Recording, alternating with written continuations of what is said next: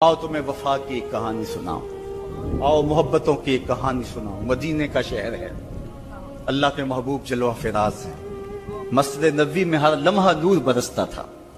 आका तशरीफ फरमाते और सहाबा हुजूर के गिर्द यूं बैठते जिस तरह चांद के गिर्द हाला होता है और बदरे तमाम के गिर्द सितारे होते हैं। आका वाज़ो तलकीन करते, लोग सुनते, मन में उतारते, रूहों को ताजगी देते। एक छोटा सा बच्चा है जो नन्हे नन्हे पांव से चल के मस्जिद नबवी में पहुंच जाता है। नाम उसका उमैर है। बमुश्किल से बोलना सीखा है उसने। आका करीम अलैहिस्सलाम की खिदमत में कभी वो अपने चचा जुल्लास बिन सवैद के साथ जाता है, कभी वो अकेला भी चला जाता है। एक दिन उसका चाचा नहीं गया लेकिन बच्चा गया और हुजूर की बात सुनी। आका करीम ने आखिरत के बारे में, कयामत के बारे में नक्शा बयान किया। जब वो बच्चा वापस पलटा ना तो अपने चचा को कहता है, या अम्माहु समेत रसूल अल्लाह सल्लल्लाहु अलैहि वसल्लम युखबिरुना अनिस्सा हत्ता कअन्नी अराहा रायल ऐन। ऐ मेरे चचा, आज मैंने हुजूर को कयामत का जिक्र करते देखा है और हुजूर ने ऐसा जिक्र किया है कि कयामत का नक्शा मेरी आंखों के सामने आ गया था। ये बात जो है वो उस बच्चे ने अपने चचा को सुनाई, क्योंकि चचा आज गैर हाजिर था और बेटा चाह रहा था कि मैं अपने चचा को भी हुजूर की मजलिस से वो सुनी हुई बात बता दूं और जो महरूम हो गया इसकी महरूमियां दूर हो जाए। लेकिन उसका चाचा जुल्लास बिन सवैद अजली बदबख्त था। उसने कहा, वल्लाहि लौ काना मुहम्मदुन सादिकन लनहनु शर्रु मिनल हमीर। अल्लाह की कसम, अगर मोहम्मद सच्चा है ना तो हम गधों से भी फिर गए गुजरे। जब ये बात कही उसने तो उस बच्चे के पांव तले से जमीन निकल गई कि मेरा चचा क्या बोल रहा है। ये तो मुझे उंगली लगा के मस्जिद नबवी में ले जाया करता था और इसने ये क्या बात कह दी, ये तो मुनाफिक निकला। अल्लाह अकबर। उस बच्चे की हैरत की इंतहा न रही कि ये क्या माजरा हो गया। उस बच्चे ने जो लफ्ज कहे अब सुनिए। उसने कहा, या अम्मी, ऐ मेरे चचा, वल्लाहि इन्नका कुन्ता मिन अहब्बिन नास इला कल्बी। अल्लाह की कसम, मेरे दिल को सबसे अच्छा अगर कोई लगता था बंदा तो वो तू था। मैं तेरे से प्यार करता था इसलिए तू मुझे उंगली से लगा के हुजूर की चौखट पे ले जाया करता। मुझे इसलिए तू पसंद था, मुझे कायनात में सबसे महबूब तू था। वल्लाहि लक़द अस्बहता अलआन अबग़दहुम इला कल्बी जमिया। और अब मेरी हालत यह है, जितना बुरा तू लगता है वल्लाह मुझे कोई भी नहीं लगता। या अम्मे अना बैनल इस्नतैन। हमारे माँ बाप कुर्बान उस बच्चे के। हज़रत उमैर बिन साद रज़ी अल्लाह ताला कहता, या अम्मे, ऐ मेरे चचा, वल्लाहि इन्नका कुन्त मिन अहब्बिन नास इला कल्बी। इस जमाने में सबसे प्यारा मुझे तू लगता था। वल्लाहि लक़द अस्बहता अलआन अबग़दुहुम इला कल्बी जमिया। और आज सबसे ज्यादा मुझे बुरा तू लगता है। आगे लफ्ज सुनिए बच्चे के, या अम्मे अना बैनल इस्नतैन। चचा जी, अब मैं ऐसे दोराहे पे खड़ा हो गया हूं। दो रास्ते जाते हैं। एक रास्ता तो मेरे लिए ये है, इम्मा अन अखून अल्लाह व रसूलहु फला उखबिरु रसूल। एक रास्ता तो ये है कि मैं अल्लाह और उसके रसूल से खयानत करूं और जो तेरी बात है वो रसूलुल्लाह को ना बताऊं। एक तो ये रास्ता है कि मैं हुजूर से खयानत करूं, अल्लाह से भी खयानत करूं, और जो तूने कहा है, जो तूने बदतमीजी की है, मैं वो बात हुजूर को ना बताऊं। व इम्मा अन उखबिर रसूला वलियकुम मा यकून। और दूसरा रास्ता मेरे पास ये है कि जो तूने कहा है मैं जाके हुजूर को बताऊं, फिर जो हो सो हो। बस अब मेरे पास दो ही रास्ते हैं। फकाला जुल्लास बिन सवैद, उसके चचा जुल्लास बिन सवैद ने कहा, अंता तिफलुन गिर्दुन ला युसद्दिकुका अन्नास फकुल मा शिता। तू ना समझ सा बच्चा है, छोटा सा बच्चा है, तेरी बात किसने माननी है, जा जो जी चाहता है कह ले। वो बच्चा उठा और हुजूर की मजलिस में पहुंच गया।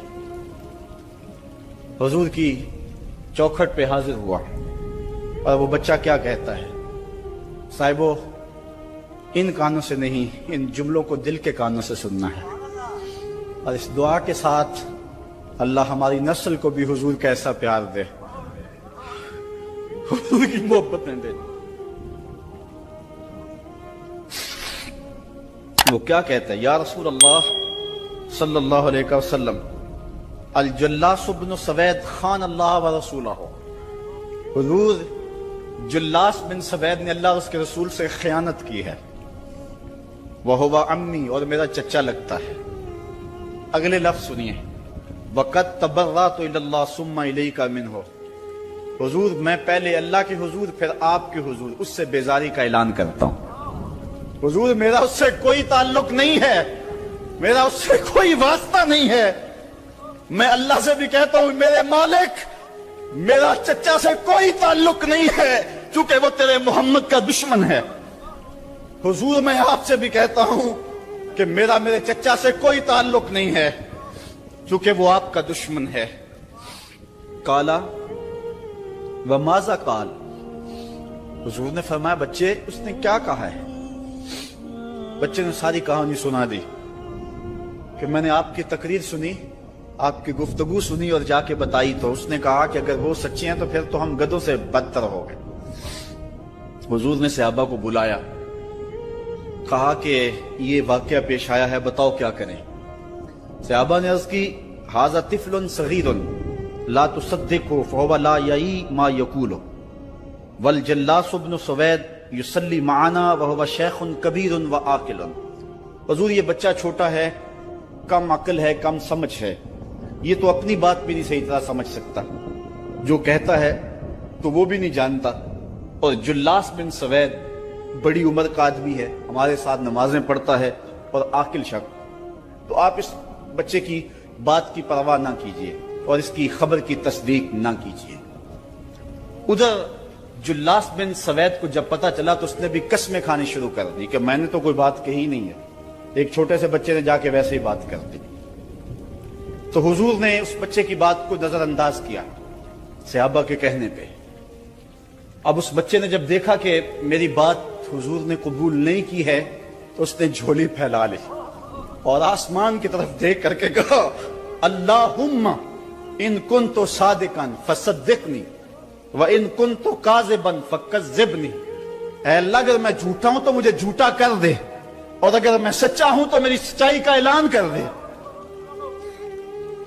یہ بچے نے جب بات کی تو ابھی اس نے منہ پہ دعا مانگ کے ہاتھ نہیں پھیرے تھے کہ جبریل آ گئے، اور سورہ توبہ کی آیت نازل ہوئی یحلفون باللہ ما قالوا وَلَقَدْ قَالُوا كَلِمَةَ الْكُفْرِ وَكَفَرُوا بَعْدَ اسلامہم، یہ قسمیں کھاتے ہیں کہ ہم نے یہ بات نہیں کی ہے، محبوب انہوں نے اسلام لانے کے بعد کلمہ کفر بولا ہے، انہوں نے کلمہ کفر بولا ہے، اس نے بات کہی ہے۔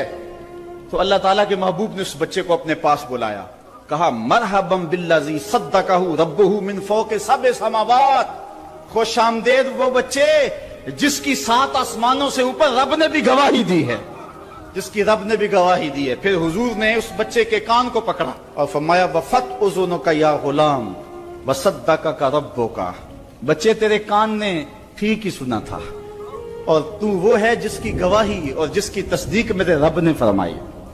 اللہ اکبر۔ حضرت عمر رضی اللہ تعالیٰ عنہ کا دور آیا تو انہوں نے حضرت عمیر بن سعد انصاری رضی اللہ تعالیٰ عنہ کو حمص کا گورنر بنا دیا، اور پھر جب وہ فوت ہوئے تو حضرت عمر روئے، فرماتے کاش کہ میرے پاس عمیر جیسا کوئی دوسرا آدمی ہوتا اور میں مسلمانوں کی محافظت کے لیے اسے مقرر کرتا۔ اللہ اکبر۔ تو حضور علیہ الصلوۃ والسلام کی محبت اور حضور کے ساتھ وفا کا یہ رشتہ اور یہ تعلق اور یہ گہرا ربط اللہ تعالیٰ کی محبت کا بندے کو مستحق کرتا ہے۔ اللہ نے بھری بزم کے اندر اس بچے کو عمیر بن سعد رضی اللہ تعالیٰ عنہ کو جھوٹا نہیں ہونے دیا۔ تو اقبال کہتا ہے کی محمد سے وفا تو نے تو ہم تیرے ہیں، یہ جہاں چیز ہے کیا لوح و قلم تیرے ہیں۔ کسی امیر شخص کا نام ہے کیا بدن کے اوپر پیوند لگے لباس پہننے والے وہ فاقہ مست کیا امراء کی فہرست میں آتے تھے؟ ہمیں تو وہ کہانی بھی اسلام کی غربت کی یاد آتی ہے کہ جب احد کے اندر 70 شہیدوں کے لاشیں پڑے ہوئے ہیں تو حضرت صفیہ حضور کی پھپھی اپنے بھائی حمزہ کے لیے 2 چادریں لے کر کے کفن کی آتی ہے، تو حضور علیہ السلام نے فرمایا کہ جس قبر میں حمزہ کو دفن کیا جائے اسی قبر میں مصعب بن عمیر کو بھی کفن دیا جائے اور دفن کیا جائے، اور کہا میرے چچا کے لیے اس کی جو بہن میری پھپھو جو 2 چادریں لے آئی ہے، کہا ایک چادر ہم مصعب بن عمیر کو دیں گے۔ یہ مصعب بن عمیر کون ہے؟ تاریخ پڑھو، کتنی دل آویز تاریخ ہے۔ مکے میں ایک امیر ترین خاتون ہے جس کے بیٹے کا نام مصعب ہے، اور وہ اپنے بیٹے کو اتنا خوبصورت لباس پہناتی ہے اور اتنے خوبصورت خوشبو اور عطر اس کو لگاتی ہے کہ مصعب بن عمیر جن گلیوں سے گزرتے تھے دیر تک وہ گلیاں مہکتی رہتی تھی۔ لوگ کہتے تھے یہاں سے مصعب گزر کے گیا ہوگا اس لیے یہ گلیاں مہک رہی ہیں۔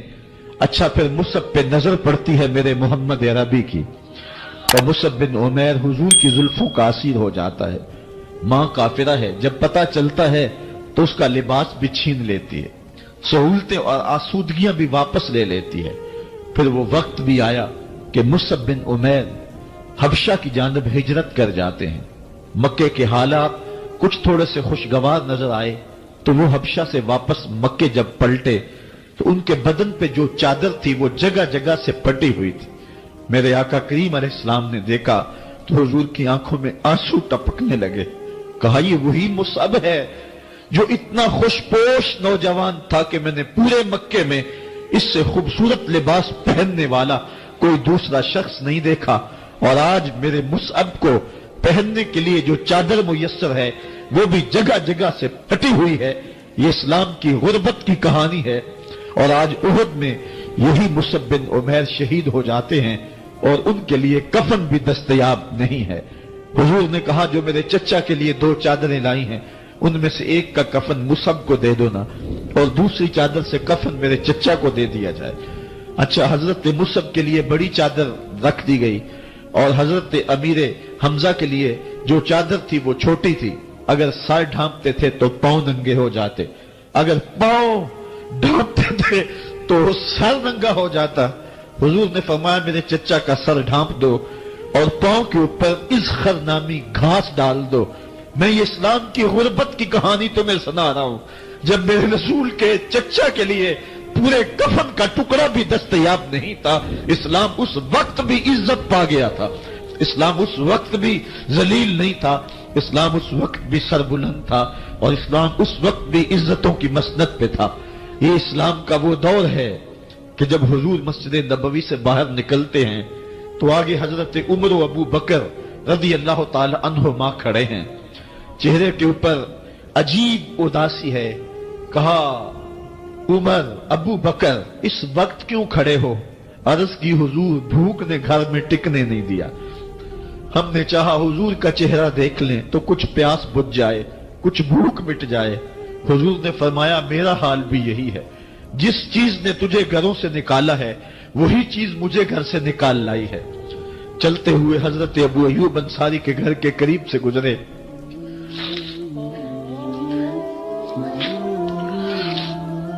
حضور کی خوشبو پا کے وہ باہر آ گئے۔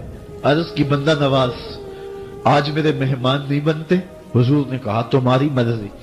گھر لے گئے، چٹائی بچھائی، حضور کو بٹھایا، گھر والوں کو بکری کا بچہ ذبح کر کے دیا، کہا جلدی جلدی کھانا تیار کرو، میرے آقا کو بھوک لگی ہوگی۔ یہ کہہ کے واپس آئے، حضور کے پاس بیٹھے، نظر چہرے پہ پڑی تو گھبرا گئے۔ نکاحت کے آثار اتنے واضح تھے کہ سمجھ آ رہی تھی کتنے دنوں سے حضور نے کچھ نہیں کھایا۔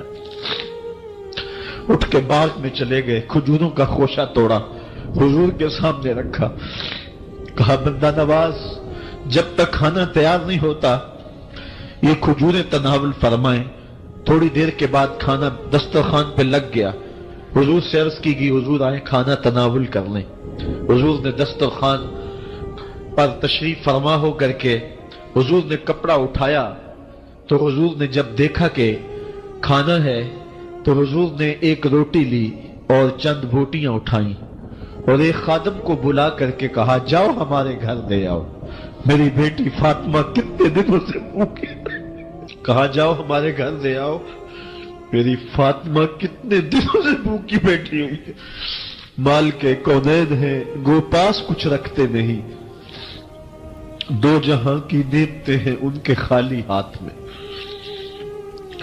آپ کو پتا ہوگا کہ جب میرے رسول کا انتقال ہوا ہے، حضور کا وصال ہوا ہے، تو حضور کی ایک زرہ ایک یہودی کے گھر میں گروی رکھی ہوئی تھی. حضور نے زرہ رکھ کر کے اس سے قرض لیا ہوا تھا. یہ اسلام کی غربت کی کہانی ہے، اور پھر اللہ نے اسلام کو امارت کے رنگ بھی دیے. آؤ تمہیں کہانی سناؤں. حضرت عدی بن حاتم روایت کرتے ہیں، صحیح بخاری میں روایت ہے. یہ حاتم تائی کے بیٹے ہیں. کہتے ہیں میں حضور کی خدمت میں حاضر ہوا. ایک شخص آیا، کہنے لگا حضور غربت نے میرا برا حال کر دیا ہے. اور اس نے شکایت کی غربت کی، پسماندگی کی اور اپنی معاشی بدحالی کی. پھر ایک شخص آیا، کہنے لگا حضور میرے پاس دولت تو ہے، لیکن میں نے جس منزل پہ جانا ہے راستہ پر خطر ہے، تو میرے لیے کیا حکم ہے کہ میں کیسے راستہ طے کروں. تو یہ دو لوگوں نے یہ باتیں کی. تو حضرت عدی کہتے ہیں کہ حضور نے روح سخن میری جانب موڑا اور میری جانب مخاطب ہو کے کہا عدی تو نے ہیرا دیکھا ہے؟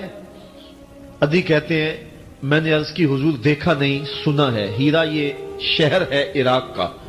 تو حضور نے فرمایا عدی تو نے ہیرا دیکھا ہے؟ میں نے کہا نہیں حضور دیکھا نہیں، اس کا تذکرہ سنا ہے.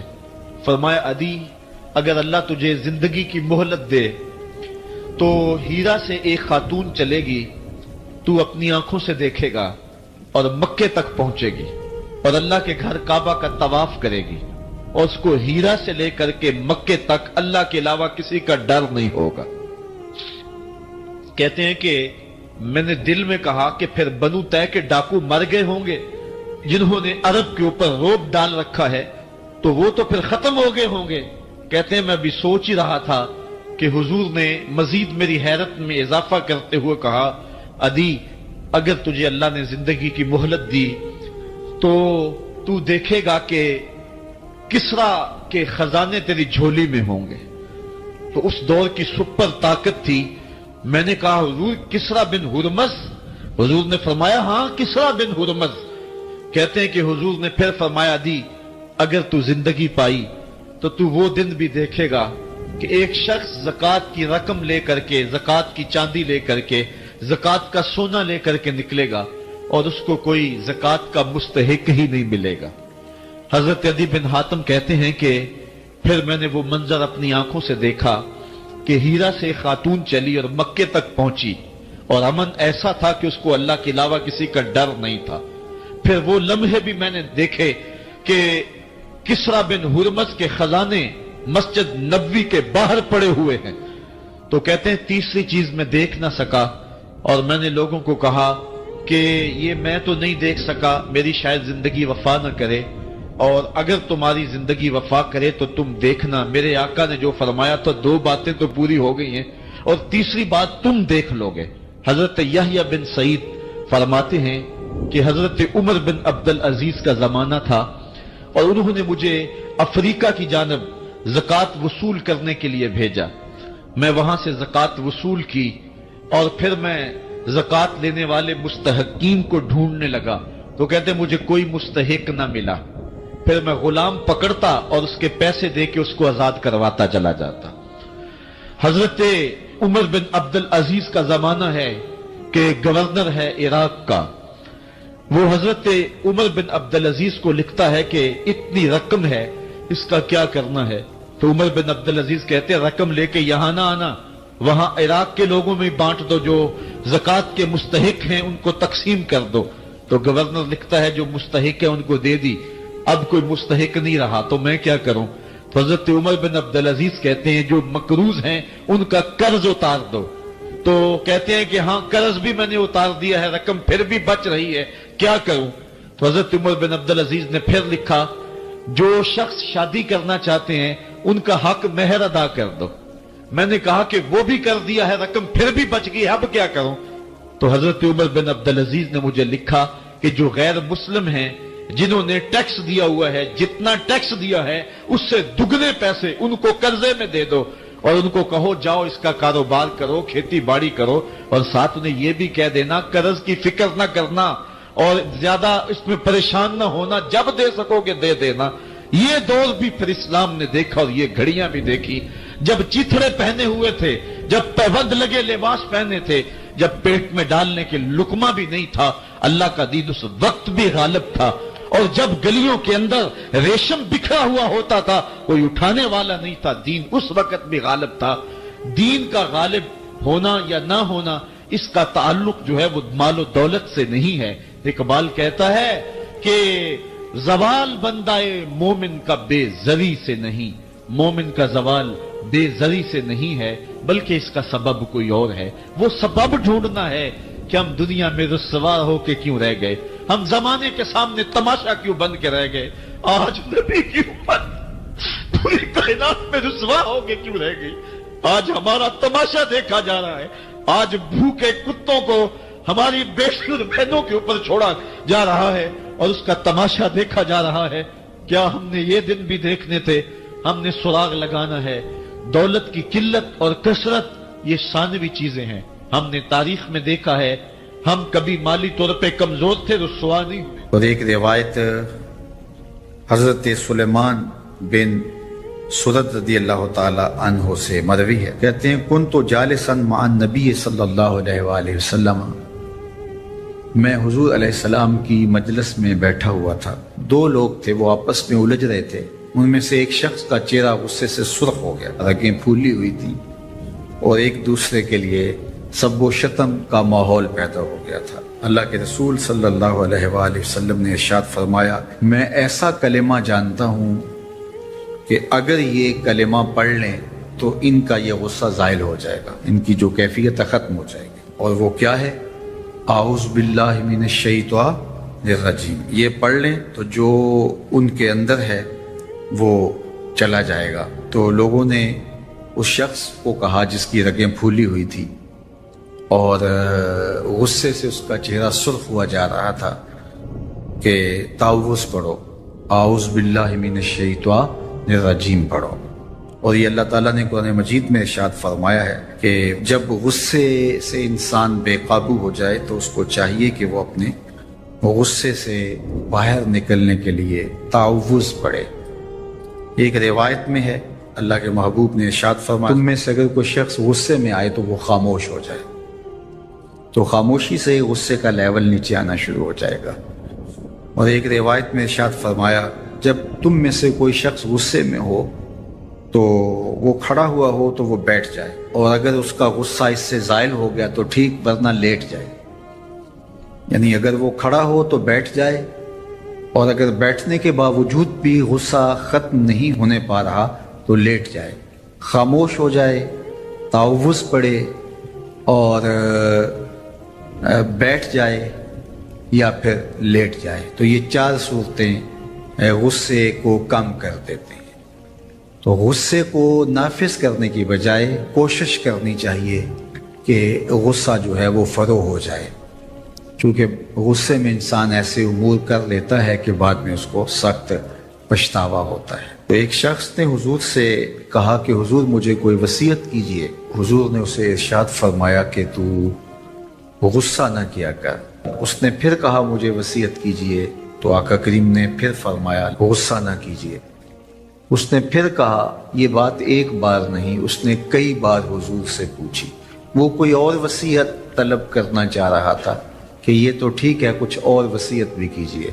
اس سے ایک تو اس شخص کی ذاتی صورتحال ایسی ہوگی، اور دوسری یہ ہے کہ اس نصیحت کی اہمیت کے پیش نظر کہ غصہ جب انسان کو آتا ہے تو وہ مغلوب ہو جاتا ہے اور بہت غلط فیصلے کر بیٹھتا ہے، اس لیے بار بار ایک نصیحت پر تاکید کرنا اور اس کا تکرار کرنا اس امر کی طرف توجہ دلاتا ہے کہ ہمیں معاملات کے اندر بہت معتدل رہنے کی ضرورت ہوتی ہے۔ جو شخص غصے کو نافذ کرنے کی طاقت رکھتا ہے، ایک تو ہوتا ہے کہ بندہ غصے سے خود اپنے آپ کو بے چین کرے گا، لیکن اپنے غصے کو نافذ نہیں کر سکتا، غصہ نکال نہیں سکتا، خود پیچ و تاب کھائے گا۔ لیکن یہ وہ شخص ہے جو غصے کو نافذ کر سکتا تھا، اس کے پاس طاقت تھی، لیکن اس نے اس کے باوجود غصے کو ضبط کیا۔ حضور علیہ السلام نے ارشاد فرمایا قیامت کے دن اللہ تعالیٰ لوگوں کے سامنے اسے بلائے گا تو اللہ تعالیٰ اسے اختیار دے گا کہ جنت کی حوروں میں سے جس کے ساتھ تم نکاح کرنا چاہتے ہو، جس کے ساتھ تم رہنا چاہتے ہو، تمہیں اس کا اختیار دیا گیا ہے، اس لیے کہ تم نے اپنے غصے کو ضبط کیا، اس کو نافذ کرنے کی طاقت کے۔ یہ بھی ہوتا ہے کہ کسی کو کسی عمل خیر کی توفیق ہو جاتی ہے تو وہ اس پر اللہ کا شکر کرنے کی بجائے دوسرے لوگوں کو جو فی الحال اس توفیق سے محروم ہیں حقارت کی نظر سے دیکھنا شروع کر دیتا ہے۔ بعض اوقات کسی کو نماز پڑھنے کی توفیق مل گئی تو وہ بے نمازیوں کو حقارت کی نظر سے دیکھنا شروع کر دیتا ہے، تو یہ اس کے عمل کا عجب اس کے عمل کو برباد کر دیتا ہے۔ اگر اللہ نے آپ کو خیر کی توفیق عطا کی تو آپ ان لوگوں کو خیر کی طرف لانے کی کوشش میں لگ جائیں جو خیر کی راہ پہ نہیں ہیں۔ بے نمازیوں کو نماز کا عادی بنانے کے لیے آپ کی جد و جہد شروع ہو جانی چاہیے کہ یہ خیر مجھے نصیب ہوا تو اس کو بھی نصیب ہو جائے، نہ یہ کہ آپ کسی کو حقارت کی نظر سے دیکھیں اور خود پسندی کے مرض میں مبتلا ہو جائیں کہ دیکھو میں نمازی ہوں اور میرے پاس یہ ہے اور فلاں کے پاس یہ نہیں ہے۔ تو اس پر اللہ کا شکر ادا ضرور کیجئے کہ اللہ نے مجھے توفیق عطا کی، لیکن کسی کو حقیر جاننے کی بجائے اس کو خیر کی راہ پہ لانے کی کوشش کریں، تو یہ آپ کے صالح اعمال کی قبولیت کا ذریعہ بن جائے گا۔ نہیں تو اگر ریا شامل ہو گئی تو عمل برباد، اگر تکبر آ گیا تو اللہ کو تو پسند ہی نہیں ہے، اگر عجب پیدا ہو گیا تو عمل کا نتیجہ آپ کو نصیب بھی نہیں ہو سکے گا۔ اس لیے عمل خالص ہو، صرف رضائے الہی کے لیے ہو، وہ عمل مرد نے کیا ہے یا عورت نے کیا ہے اس سے غرض نہیں ہے، شرط ہے کہ ایمان کے ساتھ اس نے صالح اعمال کا ذخیرہ جمع کیا ہے تو اس کو اللہ تعالیٰ جل شانہ ستھری، پاکیزہ، مطمئن اور خوبصورت زندگی عطا کرتا۔ اب وہ خوبصورت زندگی حیات طیبہ کیا ہے تو سنیے، حضرت سعید بن جبیر رضی اللہ تعالیٰ عنہ فرماتے ہیں کہ حیات طیبہ سے مراد الرزق الحلال ہے۔ اللہ جل شانہ جس کو پاکیزہ اور ستھری زندگی عطا کرتا ہے اس کو رزق حلال عطا کرتا ہے۔ حلال رزق کا نصیب ہو جانا ایک خوبصورت زندگی کا نصیب ہو جانا ہے، کیونکہ حلال میں طمانیت رکھی گئی ہے۔ ایک شخص جتنا بھی حرام رزق اکٹھا کر لے اس کو اس سے طمانیت باطن، سرور باطن نصیب نہیں ہو سکتا، اس کے اندر اطمینان اور قرار نہیں آ سکتا، کیونکہ حرام میں یہ ہے ہی نہیں۔ تو حلال تھوڑا بھی مل جائے لیکن وہ حلال وہ باطن کی طمانیت کا سبب ہے، اندر کی روشنی کا ذریعہ ہے، اور ایک سرشار، مطمئن، خوبصورت اور خوشگوار زندگی کی ضمانت ہوتی ہے رزق حلال۔ اللہ ہم سب کو اپنی جناب سے رزق حلال ہی نصیب کرے، اور اگر ہم سچے دل سے یہ عہد کر لیتے ہیں کہ اللہ ساری زندگی تو ہمیں رزق حلال ہی دینا اور ہم بھی ساری زندگی حرام کے ایک لقمے سے بھی اپنے آپ کو محفوظ کریں گے، اللہ آپ کے لیے حلال کے راستے کشادہ کر